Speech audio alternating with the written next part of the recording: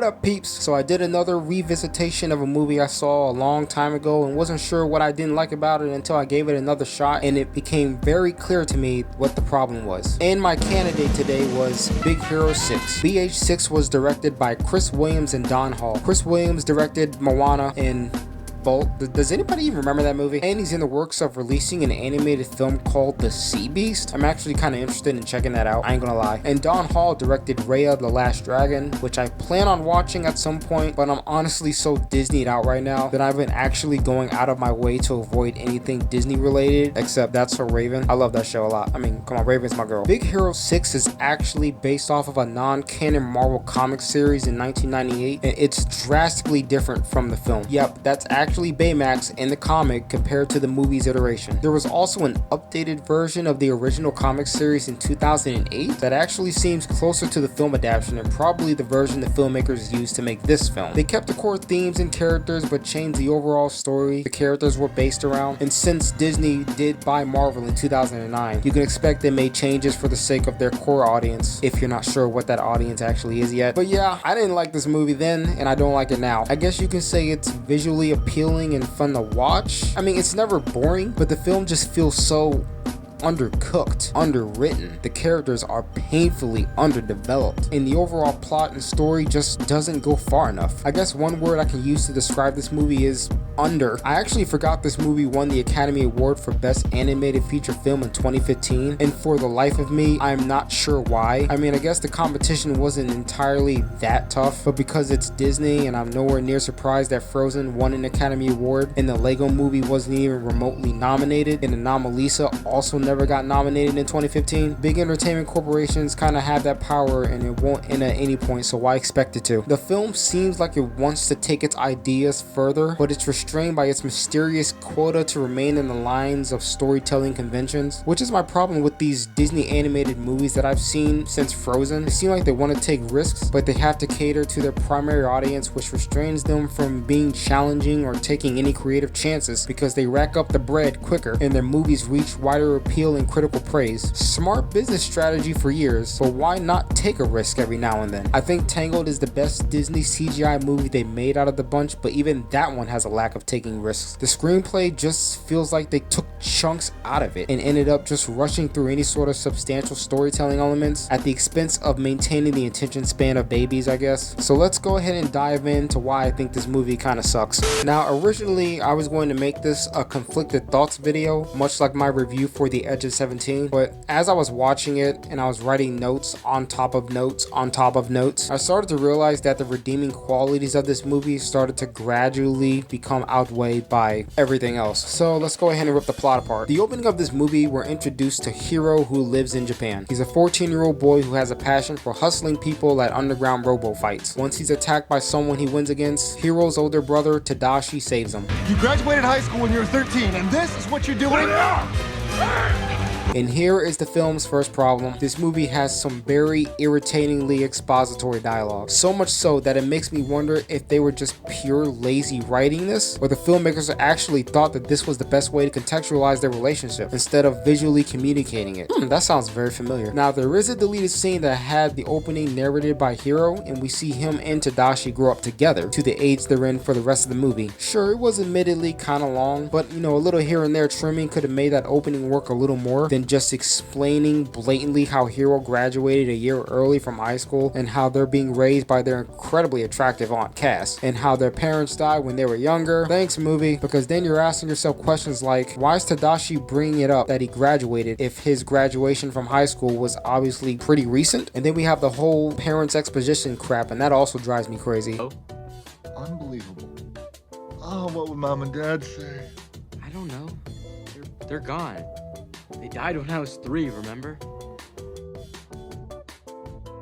It's very blatant and clearly written that way because the audience is too stupid not to pick up on if you just had a photo of their parents that could be displayed somewhere while still progressing the story. I mean, that's not hard. So Hiro in no time readies to dip out for another freaking fight, and Tadashi offers to take him, but instead he does a bait and switch and takes Hiro to his tech institute that he goes to. He's doing this to pretty much hope to convert Hiro from being an underground street robo fighter to bettering himself, being surrounded by those of similar interest and passions. Problem. problem? Why is this the first time he's been taking him to the school? Has he done this before? If he really cared about his brother, then he would have been doing this much earlier. I know that it's just a plot convenience so that we can be introduced to all the other one-dimensional characters in the school, but I think a more plausible way to get to this point is if Hiro resisted going to the school before and Tadashi suggested it, and then he tricks him into going, using the bait and switch tactic. But for no reason, he decides to do it only now just to push the plot forward. Good writing, my boys, good writing. So we're introduced to these side characters, and it's terrible. For one, it's way too long. Two, it feels like the movie is just force-feeding their key essential traits and interest only for the sole purpose of it obviously playing in later into the film. From this moment on, the only thing you really take away from these side characters is what they can do. We'll never really get to know them with the exception of TJ Miller's character, and even that doesn't amount to much. This was just an excuse to pad out the runtime, and it feels more like a waste of time. Okay, so we have Honey, Lemon, Fred, Wasabi, whose reason for his nickname is incredibly dumb. Wasabi on my shirt one time, people! One time! I mean, really? Was that supposed to be like funny or something? And lastly, we have Go-Go. My bad.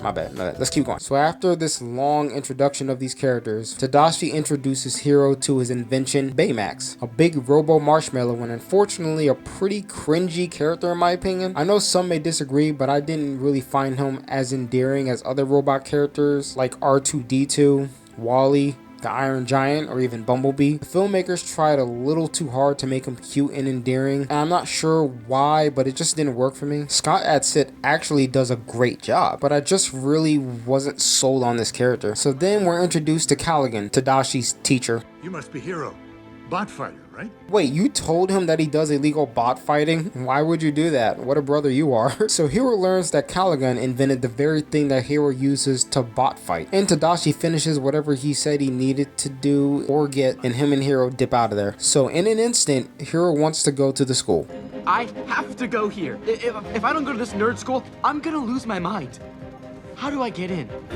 And like I said before, if it was that easy for Hiro to up and be interested in going, why didn't Tadashi just do this before? So Hiro struggles to make ideas since he has to do something that Callaghan will be blown away by at the expo, until he sees his microbot and decides to just replicate more. That's pretty much all he does. You know, honestly, I hate this sped up montage crap because it cheats so much. I know they don't specify the date of the showcase, but how in God's name does Hiro manage to produce billions and billions of microbots in a limited time? Did he have a year? Did you really think I would be too stupid to not question how implausible that is by speeding up this scene? And good job for blatant lazy writing by having the side characters just show up and instantly have a friendship with Hiro without actually developing it. Apparently kids are just too stupid and impatient to sit through legitimate character development, so we'll just speed it up or whatever. So Hiro gets ready to compete at the the SFIT showcase, and Hiro and other characters that he bonded with off screen give him some prep talk and support. What do you need, little man? Deodorant?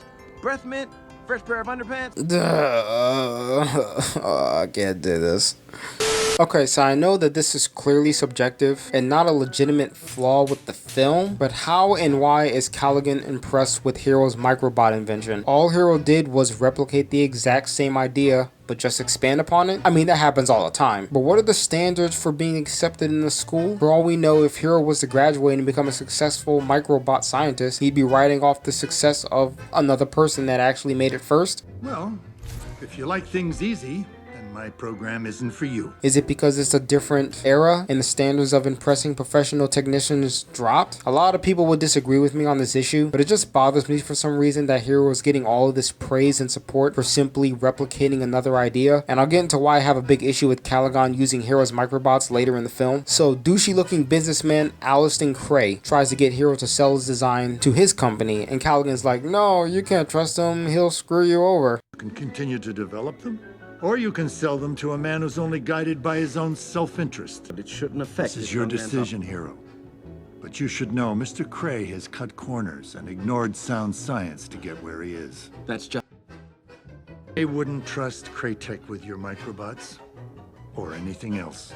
Oh, thanks for the sledgehammer dialogue, spelling out how much Callaghan doesn't like Cray. It's not like this will play in later in the film in a predictable manner or anything. I guess they needed to dumb it down for babies or something, I don't know. So Hiro's like, no, I like Callaghan better. Give me back my microbot, playboy. So I want to sidetrack and say that the chemistry between Hiro and Tadashi sucks. Now, I appreciate that they hired Asian American actors to voice Asian characters, even though the aunt is played by Maya Rudolph, who's African American and European. But aside from that, their relationship and chemistry is drowned by a very mediocre script, and they're just being dragged and jerked through the plot with completely unnatural, nearly artificial dialogue. I'm not really getting a sense of their chemistry because the movie does a very poor job of communicating the naturality of their relationship. Hence, I feel like I'm being played for a sappy idiot. In The Incredibles, Dash and Violet's chemistry is incredibly natural throughout the film, and never once they had to use insultingly dumbed down dialogue to communicate this. Moving on, so after Hiro and Tadashi do their little brotherly bonding thing, the expo is on fire for no reason. Mostly everyone's seen him escape, and one woman tells him that Callaghan is still in there. Wait, did you see him as you were escaping? Did you and others try to help him out and he refused, or did you not give a crap and just hope someone else would help him? How very specific, lady. So Tadashi's like, someone has to help, because themes of the movie. No one bothered calling the fire department, the police, the rescue squad, or anything, but Tadashi decides to be the hero and go back in there like an idiot. And don't forget to blatantly cut and do a close-up shot to Tadashi's hat to spell out what will happen as soon as he gets inside the building and what this will mean for Hiro. Oh well, look at that. Academy Award winning animated film here, folks.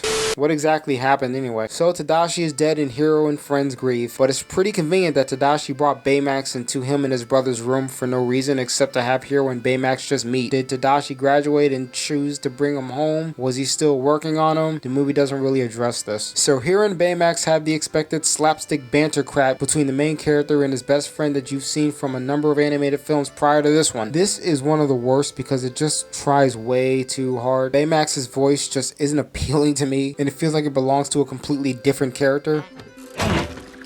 Ow. On a scale of 1 Ow. on a scale Ah. on a scale No. on a scale of 1 to 10 on a scale of You see, if he was silent like Wall-E, or maybe monosyllabic like the Iron Giant, or maybe just a slight mixture, I would have probably enjoyed it just a little more. Baymax just comes off as a creepy nerd that just stares at you from far away, waiting for you to give him some sort of attention. Even if the filmmakers were going primarily for awkwardness, why would Tadashi design Baymax to be annoying and awkward if the intent is to be inviting? So to continue with this film's consistency of reliance on plot conveniences, Hiro wants to put Baymax away, but Hiro has to affirm that he is satisfied with this care. I cannot deactivate until you say you are satisfied with your care. That's the only way that Baymax could be deactivated. But Hiro keeps pushing down on Baymax, trying to force him into the case, and while getting ready to say that he's satisfied with this care, he falls off Baymax, and then he hits the floor, and now he doesn't feel like saying it. Wait, what? Did he forget or something? So Hiro learns that his original microbot is being triggered by something because it starts freaking out for some reason in Hiro's hand. So Hiro believes that it's attracted to his primary microbot and assumes that the rest died in the fire. I'll get into that later. I guess he tried to reconfigure his original microbot for reasons I'm not sure. Now, is he doing something essential with his microbot, or does the movie actually need him to turn his entire body around so that he can't hear or see Baymax in his big rubber body moving down the stairs, but he could hear the door being open?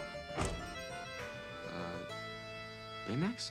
What? Even though it could have been Aunt Cass opening the door, or customers. I mean, come on. So Baymax is free and Hiro tries to go after him, and it leads to an abandoned warehouse. Oh, how original. I wonder where this is gonna go. So they can't find a way in until there's a single window that's conveniently open for them to climb into. Hiro gets in, but Baymax is stuck because he's a fatty. Oh no. So now, hold on. So Hiro is startled because he could hear Baymax's large rubber body making a sound right now, but Baymax was completely silent when he leaves Hiro's room. Right. So Hiro learned that someone is making billions more of the same microbots that he had. And it also seems like there's machinery that's making these. So you mean to tell me that Hiro was able to make billions of microbots in his own garage, and someone who's using other machines to do it are equally, if not more resourceful than him? To me, that just does not make sense. It's not like Iron Man, where Stark uses scraps to make his original suit so that Stain is able to build upon Stark's original design. Honestly, it's impossible. Tony Stark was able to build this in a cave with a box of scraps. They're making the exact same kind of microbots. It just seems way too convenient. So the microbots start attacking Baymax and Hiro. Oh, come on! I am not fast. What? No.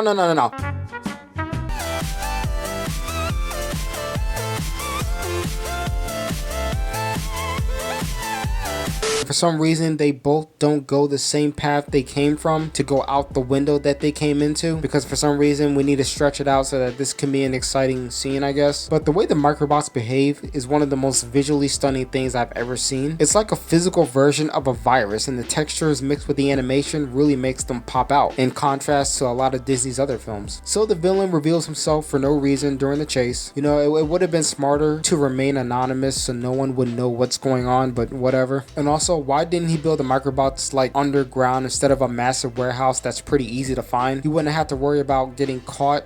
I mean, that's what I would do. So after Hero and Baymax escape, Hero goes to the police department to report what he saw. He was controlling them telepathically with a neurocranial transmitter. Wait, what? That's not telepathy. Telepathy is the ability to transfer information or thoughts into the mind of another human. I mean, sure, the masked person was using a neural transmitter to control the microbots, but that's not controlling a sentient being. That's using his mind to control other objects, which he's not really doing because he's using a device. The microbots are controlled with this neurotransmitter.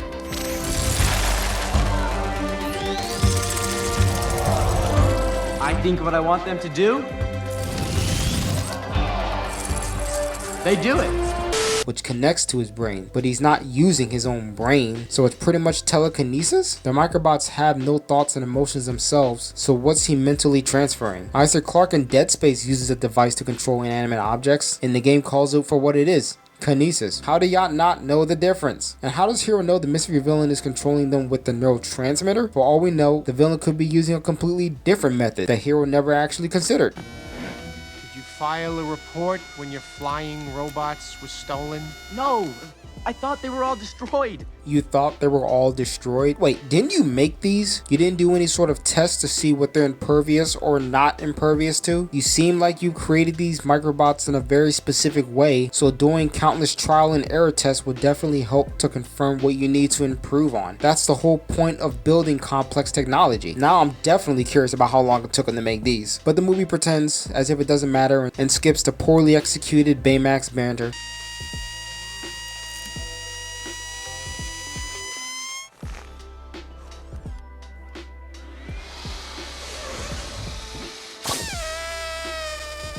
Ha ha ha ha, so funny.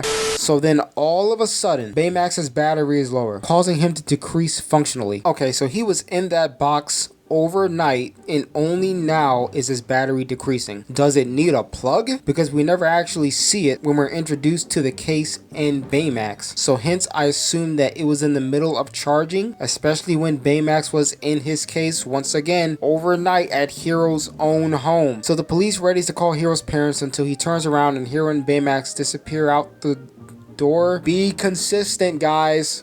So apparently it took him all night to get him and Baymax back home, and as expected, the movie cheats because now the script needs Baymax to move realistically slowly. So wait, if his battery was charged while they were running from the house to the warehouse, then back in town to the police station, why isn't Hero carrying a dead Baymax on his back at this point? I guess to force in more unfunny slapstick comedy or something. So Baymax makes it up the room and oh, now there's a plug there. What? Did Aunt Cass move it? So Baymax's battery is slowly charging in contrast to how fast it depletes once he's fully charged and moving around. Oh god, yeah. Don't forget about cutting blatantly to Tadashi's hat again. Remember when the movie really emphasized the importance of the hat when it fell off his head when he went to go save Callaghan from the burning building? Well, let's shove it in the audience's face blatantly once again for contextual reasons because they're too stupid and have no concept of subtlety. It's a Disney movie, so we gotta fill the quota of not trusting our audience's intelligence. Remember that, folks.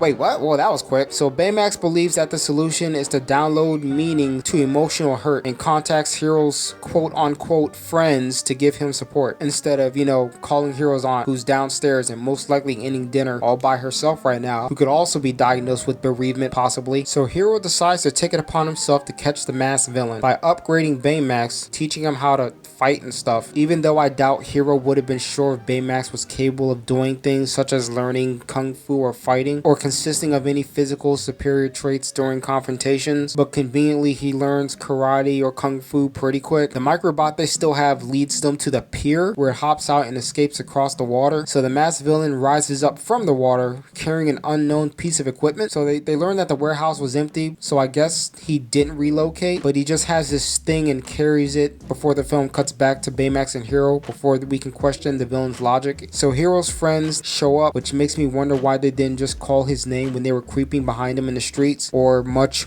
earlier. But Baymax pretty much put everyone in danger at this point because the villain finds them, and also so that we can keep rushing the plot. And also, just in case the audience forgot, no, don't push us away, Hiro. We're here for you. That's why Baymax contacted us. Again, why did it take y'all so long to meet up with Hero? Like, why now? So the villain attacks everyone and they make their chase. This is where the film lost me the most because I wasn't sure if we were supposed to be invested in the characters during this situation. We spend a pretty drawn out amount of time with them, from sledgehammer dialogue to poor attempts of humor. It just solidifies how rushed the screenplay felt. Hero, explanation now. He stole my microbots. He started the fire. I don't know who he is. How do you know he started the fire? We're under attack from a supervillain, people! I mean, how cool is that? I mean, it's scary, obviously, but how cool? Why are we stopped? The light's red. There are no red lights in a car chase! Oh god, this whole scene reminds me of the chase scene from the fourth Transformers movie. I'm serious. They're shooting at us. Patrick, grab my stick. Grab my stick. What? She's got the best hands in the business. But I will give a backhanded compliment to this chase scene because it was well done in a sense where I appreciated the way the microbots behaved in certain segments, but it was only strictly for when they caved the characters in. But for the majority of the chase, it's tonally all over the place, and the villain shows an implausible level of restraint, and it kind of drove me up the wall. I mean, how do you go from throwing a big container at the characters to kindly giving them a ramp to jump off of? I mean, did he actually know that there was a pier cut off? Did he read the script and lead them there? I mean, look, I know this is a kid's movie with not a single risk being taken by the filmmakers, but I felt little to zero tension in this scene, and it was kind of disappointing. So they fall in the water and Baymax saves everyone. They make it to the TJ Miller character's house, which is a mansion, and it kind of sucks because this adds nothing to the TJ Miller character. They could have gone to any of the other characters' house to progress the plot and it wouldn't have made a single difference. So the TJ Miller character rules out that it was Cray because he simply wanted Hero's microbots, and Hero said,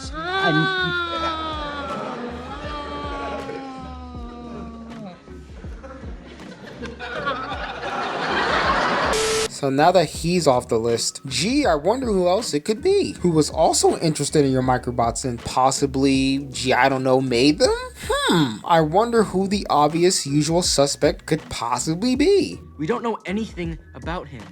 His blood type is AB negative. Cholesterol levels Baymax, you scanned him? I am programmed to assess everyone's healthcare needs. Well, that doesn't make any freaking sense. How did he manage to scan his blood type, cholesterol levels, etc. in a high-speed chase, when much later he seemed to have to be up close to Tadashi to scan his blood type and cholesterol levels? Did you people outline this script, or were you just making this up as you went along? So Hero decides to update Baymax's scanning systems by having him be able to scan the whole city. So then out of the blue, he tells his friends that they should be superheroes to help punch the bad guy. I'm not kidding about this. I'm serious. And even though we know nothing about them as characters, they automatically agree without any sort of uncertainty, any prior training, or any regard for their own life, because this movie needs to keep going, so they're heroes for no reason. Who needs gradual progression of story and characterization at this point that brings the characters together to tackle the obstacles that threaten all of them? It just happens in this movie. So Baymax and Hero fly around the city, I assume, to scan the entire city. They just kind of just screw around. So they bond for a bit, and then Baymax mentions that he'll deactivate when Hero tells him that he's satisfied with this care. I mean, did he invent Baymax specifically for Hero? If so, why? I mean, it's not like this plot point won't play in later or anything. So Baymax finally scans everyone, and then they notice an island from the town that locates only one person that could possibly be the masked villain. So everyone makes it to the island to infiltrate, and I love how the villain doesn't even try to conceal anything pertaining to his location. Or is Baymax that godlike that he could just shrug off any criminals in Tokyo that he locates? Enamored. Fred, I will laser hand you in the face. Guys, shh. Any sign of him, Baymax?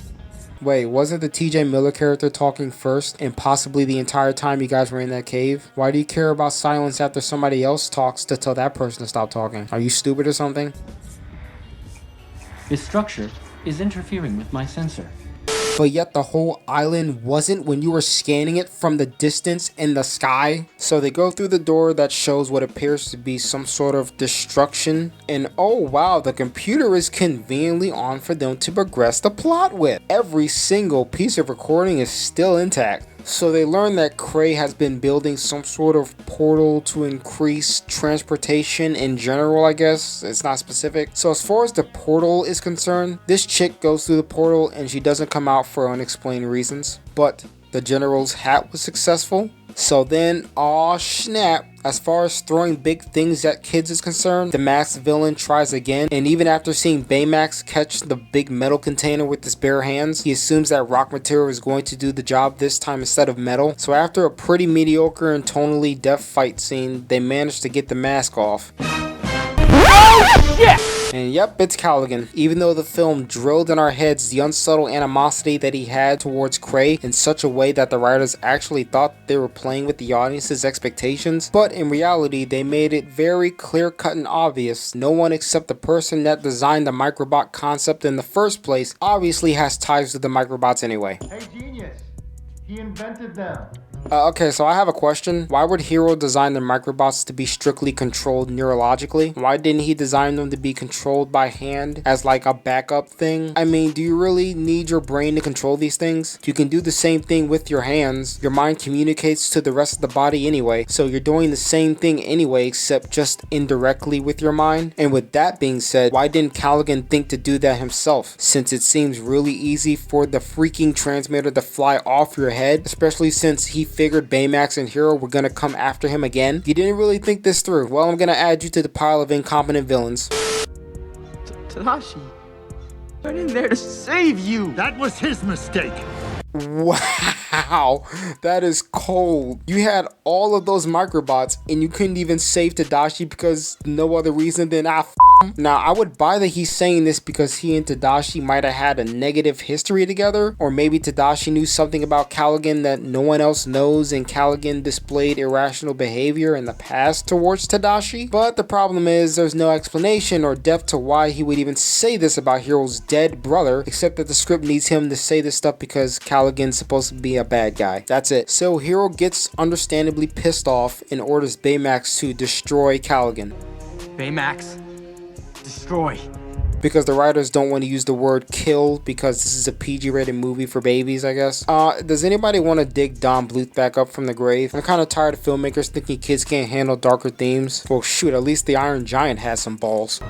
It's bad to kill. Guns kill. And you don't have to be a gun. Okay, so get this. Baymax apparently has been programmed to follow the laws of robotics, so he can't harm a human being, in other words. My programming prevents me from injuring a human being. Not anymore.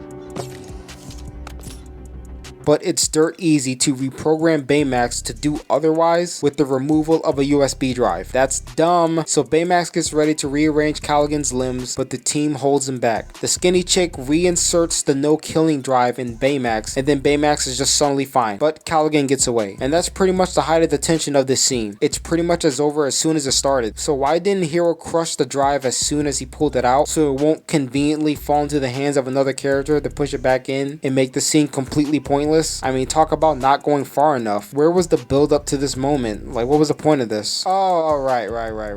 Adam, that's not far-fetched. People act irrationally all the time to transition the second act into the third in Hollywood movies.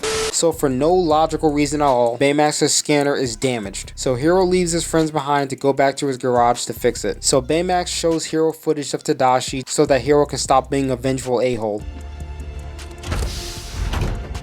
Will terminating Professor Callahan improve your emotional state? Yes. No, I don't know. Open your access. Is this... So after they wrap up Hero's arc, the team rejoins Hero because someone picked them up in a helicopter to get them off the island, blah, blah, blah, blah, blah, whatever. So they use footage from the island from a convenient flash drive that was just lying around somewhere, and we learn that Callaghan became evil because Cray is apparently responsible for Callaghan losing his daughter in the project involving the portals. Her being Callaghan's daughter will help us forcibly sympathize with Callaghan more so or whatever, and he ends up saying it anyway later for plot purposes. So Cray is celebrating the opening of a new campus or whatever, and Callaghan shows up in a vengeful rage against Cray. You know, this whole element of the movie would have been effective if they didn't introduce Callaghan's motivations so late in this film. I just feel this movie was just so trimmed down that they possibly moved plot points around for the sake of keeping the audience engaged. I mean, in The Incredibles, once again, yes, I'm gonna reference The Incredibles again, Syndrome was an effective threat because his motivations were established a little earlier and we knew why he was doing what he was doing. If you're going to introduce a twist involving a mystery villain, it's best not to do it that late because by then it's too late to care. Give the person that's becoming a villain some depth first. Oh wait, hold on. Did we ever get an answer for who started the fire? If Callaghan did it, was it to hopefully kill Cray? Why didn't he just kidnap Cray and use him as leverage? Or why didn't he just file a lawsuit against him? I mean, I'm honestly surprised that Cray is still getting some degree of funding after he expended a human being when his experiment failed. So after exposition about things that we already know about why Callaghan is the bad guy, blah blah blah blah blah, he recreates the portal device. You know, if he could do this, then why didn't he actually try searching for his daughter? He spent time being mad and full of revenge, which I get, but he could have at least looked for her. Much like Hero thinking that his microbots burned in the fire, Callaghan is jumping to conclusions about the very thing that he helped build, and it's a little too implausible for the sake of exploring their dynamic or lack thereof, or pretending that there is a dynamic or something. I mean, that could have worked too if Callaghan and Hero had at least a little more scenes together prior to this whole villain thing. I want my daughter back. Then why didn't you look for her? So the Super Friends arrive and fight Callaghan again, and then they're out there, oh no, we're at the low point of the fight, until they use common sense and then start breaking the microbots into pieces so more can disappear into the portal. But whatever. So they collapse the portal, but it's still destabilized and still sucking stuff up. Like, why isn't there an off switch for this thing? And how does it even turn on? I don't know. So Baymax discovers Abby's still alive and decides to go in and help. You'll never make it. She's alive in there. Someone has to help. Oh wow, reincorporation.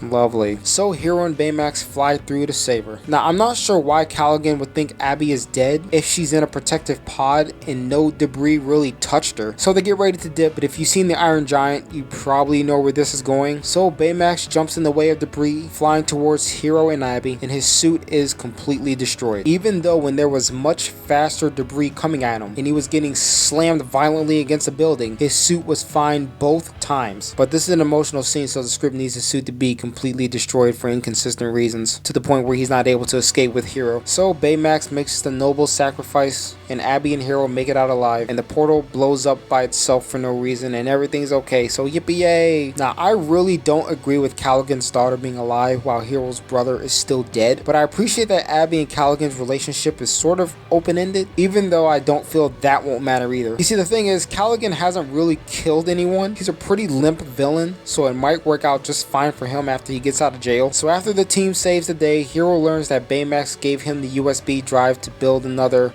Baymax, which defeats the intended emotional resonance of his sacrifice earlier. Now I guess you can say, well, the Iron Giant did that, but the relationship between Hogarth and the Giant was far stronger and more emotionally effective, and we don't really know what will happen after the Giant smiles. But yeah, anyway, Baymax is back. The Big Hero 6 team is a hero team now, I guess. The end. So yeah, I hope you enjoyed me reviewing this painfully overrated Disney film. After watching it again, it's definitely my least favorite of these CGI Disney movies. I mean, there's a few high points. One, the animation is still fantastic, and Disney continues to really show how well they can animate facial expressions and how they pay attention to textures. The microbot animation is just perfect, and I really love the music too. But other than that, this movie really sandbagged itself. Now, out of sheer curiosity, I did watch an episode of the series, and it's competently made. The animation is admittedly very good, but that first episode got stale real fast, and considering that it's a 2-part episode, I have no intentions of seeing the second part, especially since I know where it's gonna go. But as far as the film goes, this felt like Chris Williams and Don Hall didn't really go as far as they could. This was the most restrained Disney film of this generation, and it could have been one of those ones that actually were open to taking chances. But hey, after that box office smash, that definitely shows that they don't have to take risks or chances, because people will see anything with the freaking Disney logo on it, so it's cool. There seemed to be genuine passion and intent behind making this movie. Movie that is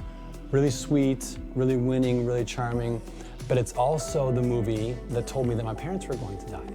You know, sorry. and makes people really connect with the characters and really get lost in the story, and at the same time could take on these really important, really emotional ideas in ways that remind people of these very simple truths that are important.